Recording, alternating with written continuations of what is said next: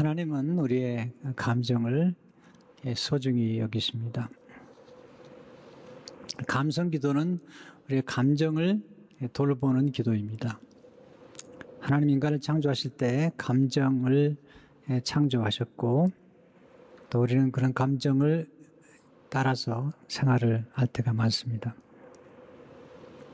감성 기도는 특별히 우리의 감정을 하나님께 드러내는 기도입니다.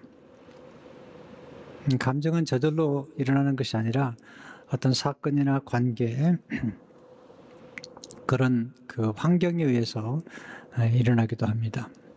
특별히 관계 속에서 감정이 일어나는 것입니다.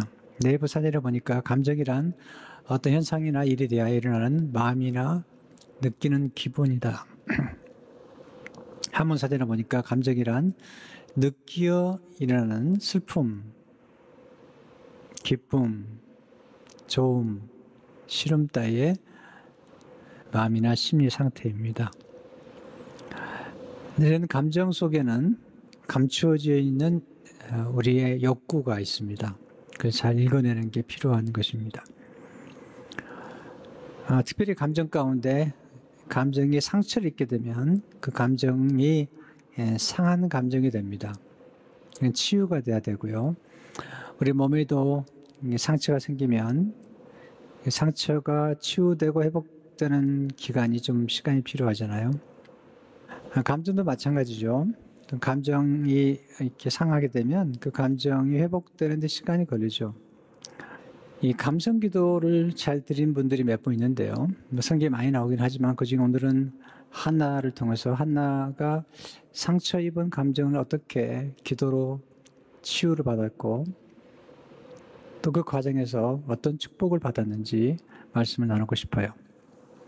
감성 기도는 첫째로 자신의 감정을 인식함으로 시작돼요. 감정을 본인이 느끼고 그리고 감정을 읽어낼 줄 알아야 돼요. 한나는 남편 엘가나와 결혼했는데 남편이 꽤 좋은 남편 같아요. 보니까. 문제는 뭐냐면 한나가 아이를 못 낳는 거죠.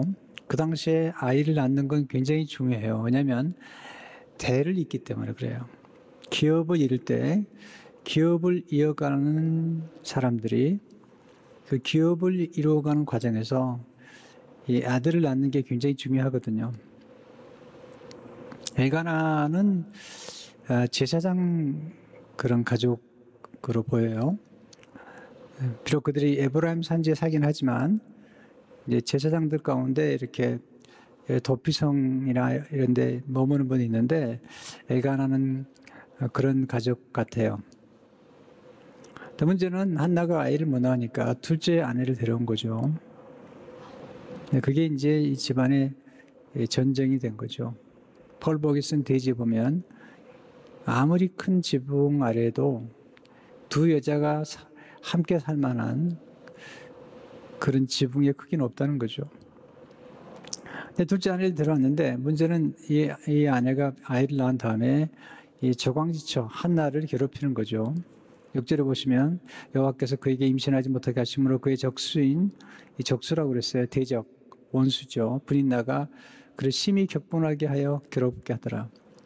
재밌는 것은 상처라는 건 이렇게 멀리 있는 사람이 주는 게 아니에요. 가장 가까운 가족,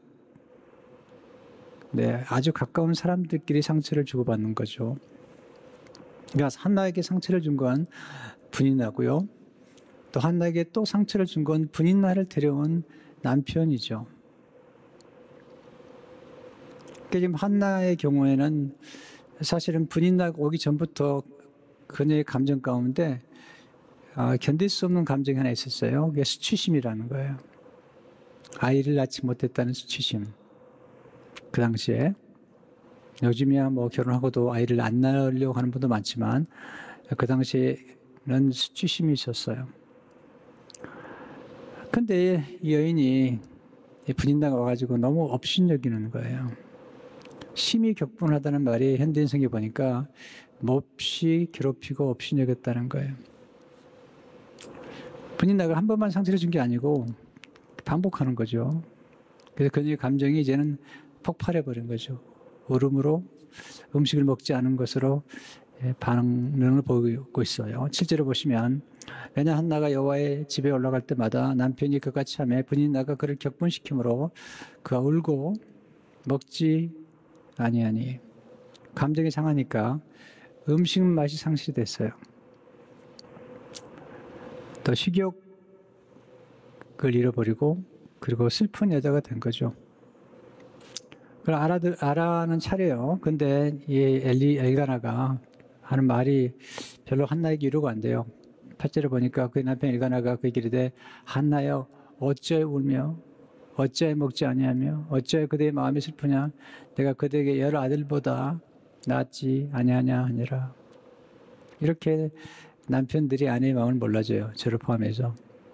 지금 한나는 음식 맛 상실했고 그리고 분인나가 격동시켜서 지금 살맛이 안 나는데 엘가나가 하는 말이 왜 음식을 안 먹냐고 왜 우는 거냐고 왜 이렇게 슬프냐고 이렇게 마치 다그치듯이 얘기하는 거죠. 한나는 마음이 괴로운 여자가 됐어요. 16절에 보니까 한나가 마음이 괴로워서 네. 그래서 배우는 한나의 감정을 우리가 좀 읽어내야 돼요.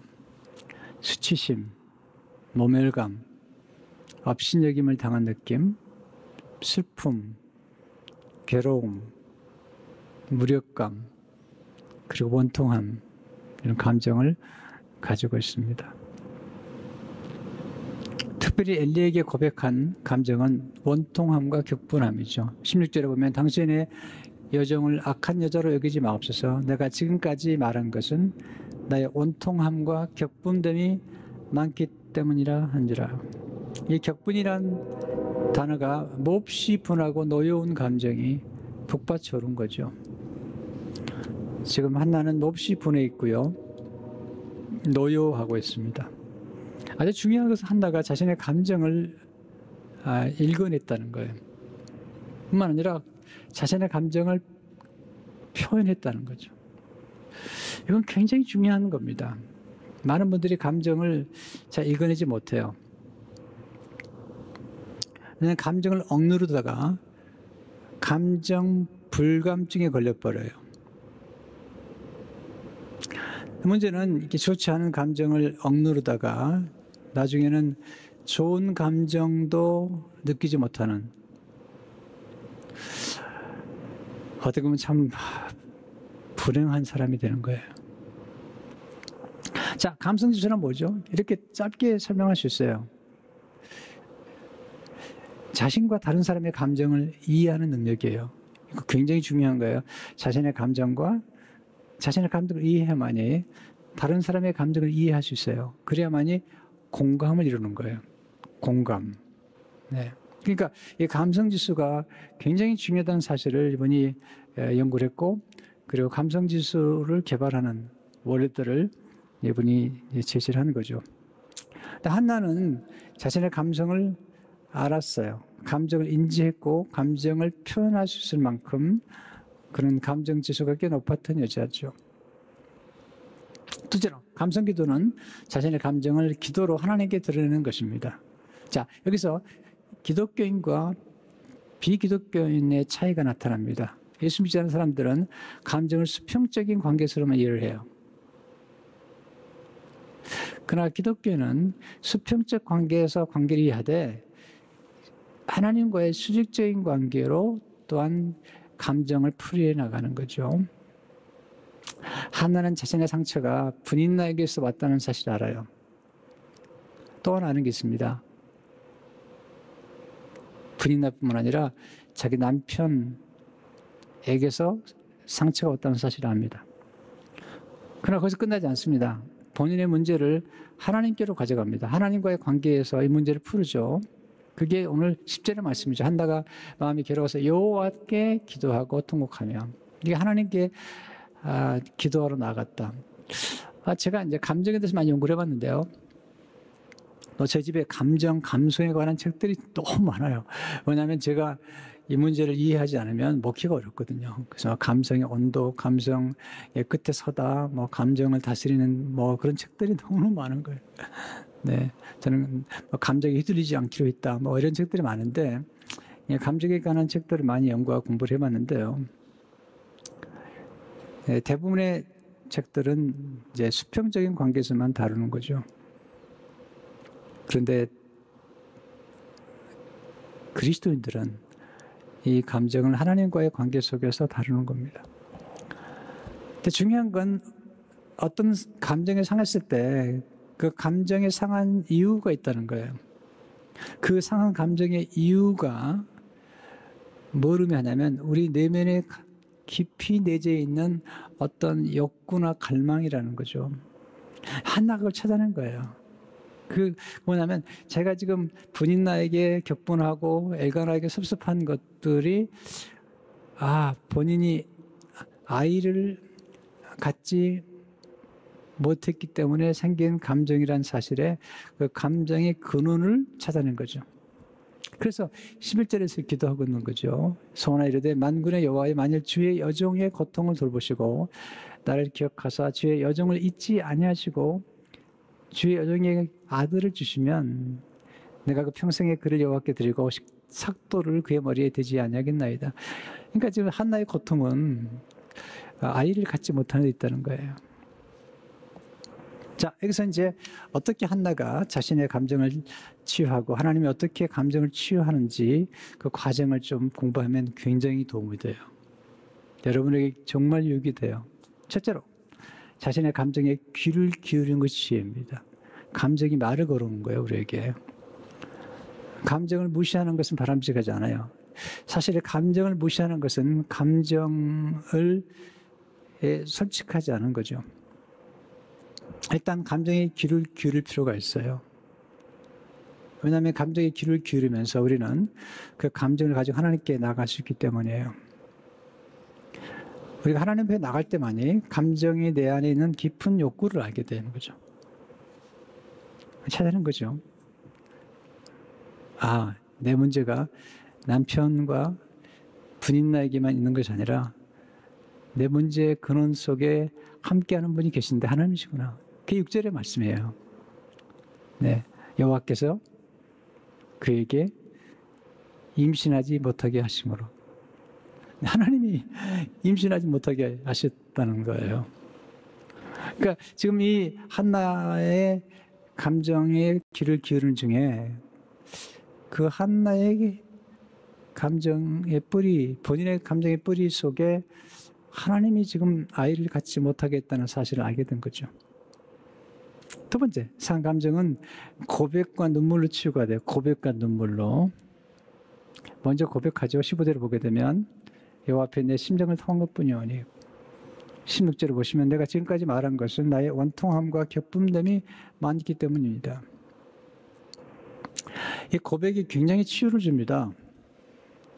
제가 살아가면서 배운 게 뭐냐면 우리의 모든 아픔과 심지어는 우리의 어두운 부분이나 우리가 은밀하게 지은 죄까지 아무도 모르게 은밀하게 지은 죄까지 내가 털어놓을 수 있는 대상이 있다면 그런 사람이 하나 둘만 있다면 나의 모든 죄를 다 고백하더라도 정죄하지 아니하고 이해하고 변호해 줄 수 있는 사람이 한 명에 두 명만 있다면 그 사람은 아주 건강하게 살 수가 있어요.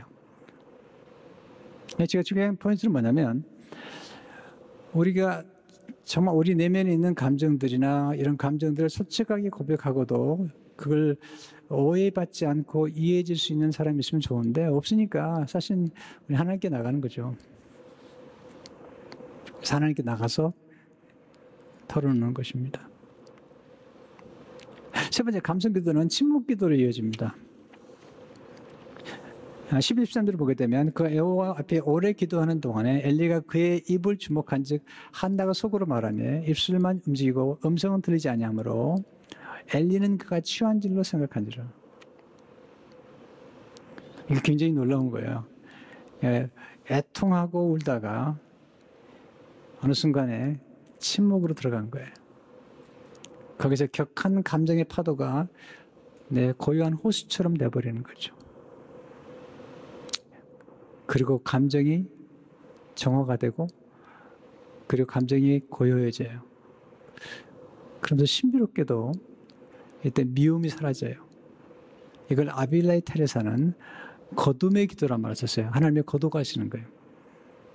예, 미운 마음, 질투하는 마음, 섭섭한 마음, 이런 마음들을 거두가 버리신 거죠. 한나가 이제 치유가 되니까 엘리가 놀래요. 여자가 술 취했나? 왜냐면 지금 입술만 움직이니까. 엘리도 분별력이 없죠. 남자들이 대부분 분별력이 없는 거죠. 그랬더니 아닙니다. 제가 마음을 털어놓은 거라고. 그랬더니 엘리가 축복해줘요. 17절에 보면 엘리가 대답하여 이르되 평안히 가라. 이스라엘 하나님이 내가 기도하여 구한 것을 허락하시길 원하노라 하니.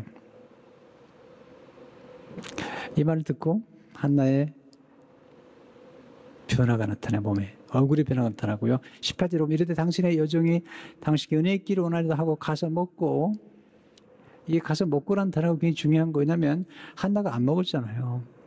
감정이 상하니까. 얼굴에 다시는 근심빛이 없더라. 두 가지 변화가 나타난 거예요. 예, 음식을 먹는 것과 근심빛이 사라진 거죠. 몸의 변화가 나타난 거죠. 네 번째 감정기도는 상한 감정과 함께 몸을 치유해 주는 거예요. 18절 다시 보세요. 가서 먹고 얼굴에 다시는 근심빛이 없었더라. 그리고 경배하고 집으로 돌아가서 엘가나와 동침합니다. 19절 20절을 보게 되면 그들이 아침 일찍 일어나 여호와 앞에 경배하고 돌아가 라마의 자기 집에 이르니라. 엘가나가 그의 아내 한나와 동침하며 여호와께서 그를 생각하신지라. 한나가 임신하고 때가 이르매 아들을 낳아 사무엘이라 이름하였으니 이는 내가 여호와께 그를 구하였다 하매더라.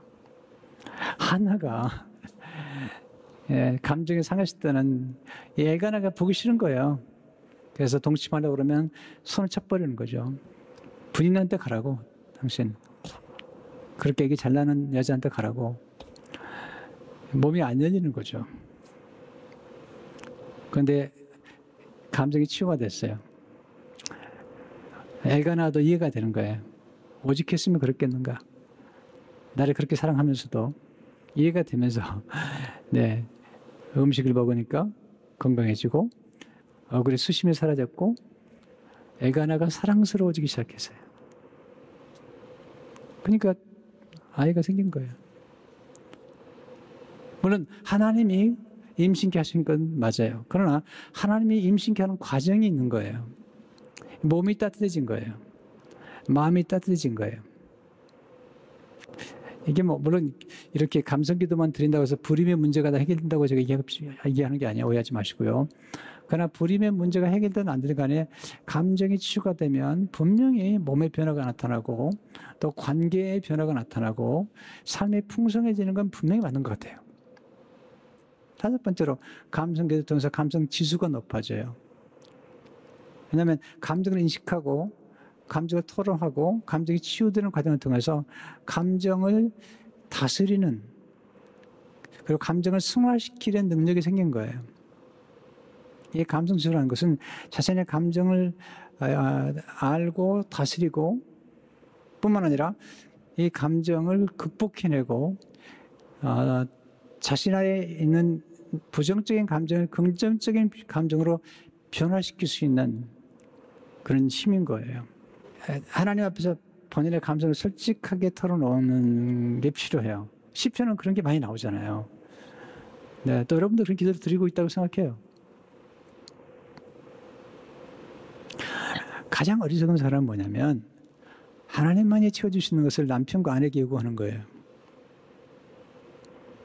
또한 천국 가야만 채워질 것을 이 세상을 살면서 자꾸 요구하는 거예요. 기대하는 거예요. 지혜로운 사람은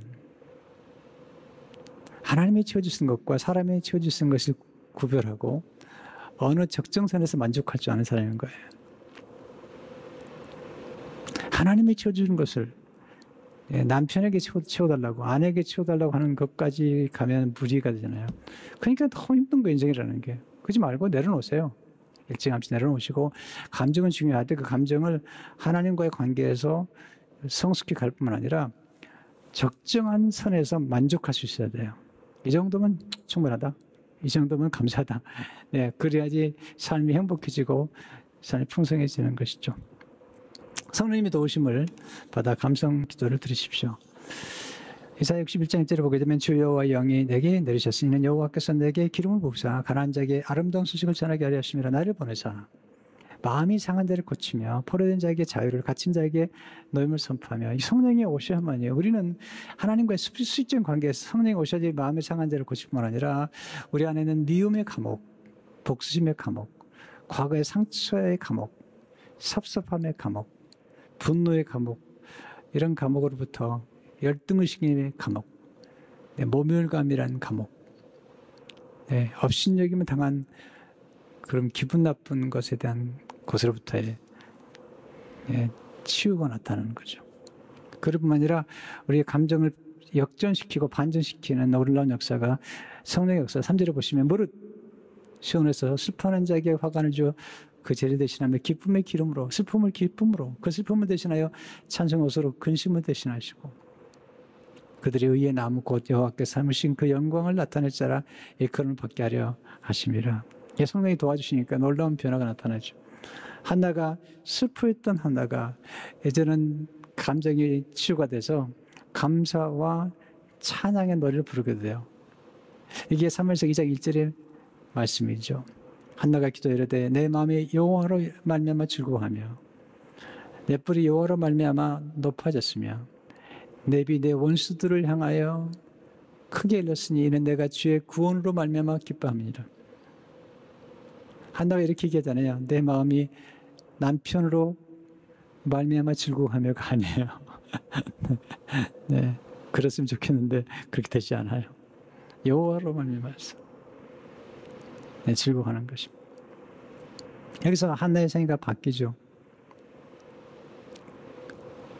그러면서 그의 여인의 마음이 치유가 되니까 감정이 치유가 되니까 아이를 더 많이 낳게 돼요. 열매가 많아져요.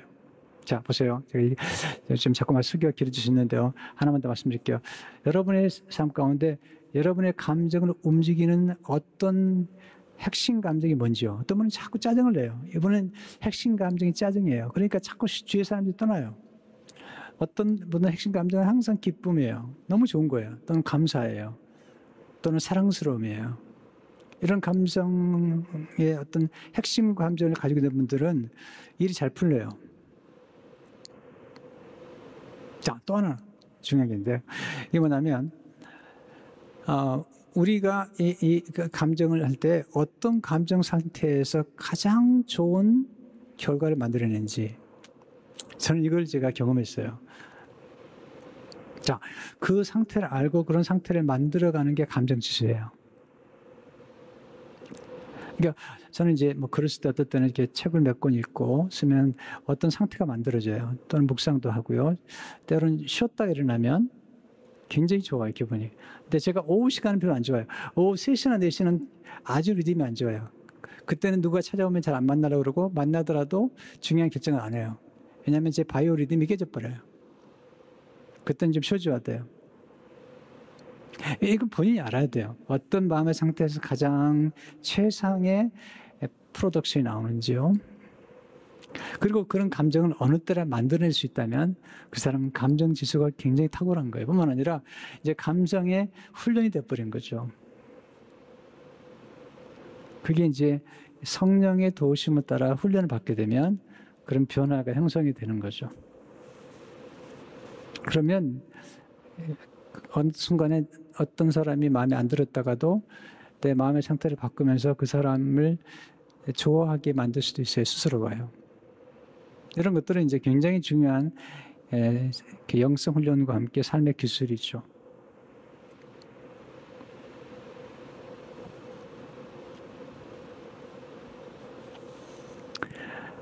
한나가 바뀌었잖아요. 근데 이게 중요한 게 뭐냐면 이 감성기도 하나를 잘 드림으로 사무엘이 태어났고요. 그리고 사무엘이 다윗 왕의 기름을 부었잖아요. 그리고 예수님이 오셨잖아요. 그러니까 이 감성 기도가 이 보통 기도가 아닌 거예요. 이 감성 기도를 잘 드림으로 감성이 치유가 되고 그리고 남편과의 관계가 좋아지고 그러면서 아들을 낳았기 때문에 다윗 왕을 세웠고 다윗 왕을 통해서 예수님 모셨잖아요. 그러니까 이 감성 기도가 만들어낸 좋은 결과를 보세요. 이미지 좋은 거예요. 그러니까 감성 기도를 듣다 보면 이런 좋은 결과뿐만 아니라 자꾸 지혜가 생겨요. 지혜가. 네, 또 사람들의 감정을 읽게 되고요. 그리고 이해하게 돼요. 공감해 주게 돼요. 오해하지 않고 그럴 수밖에 없지 뭐. 그럴 수밖에 없는 상황일 거야. 이해가 되고 기다려주고 이런 훈련이 생기는 거죠. 이게 감성기도의 축복이죠. 그래서 지금 이런 시기에 팬데믹 시기에도 잘 준비해야 돼요. 우리 마음의 상태를. 그래야만이 언젠가는 끝날 거거든요. 그때 가서 일이 확 풀리게 돼요. 기다렸던 일들이 확 풀려나가게 되죠. 이럴 때 잘 준비해야 돼요. 감성기도 좋은 기도입니다. 꼭 한번 시도해 보시고요. 그리고 앞으로도 이 감성을 잘 다루시게 되면 축복이 될 겁니다. 기도하겠습니다. 하나님 아버지.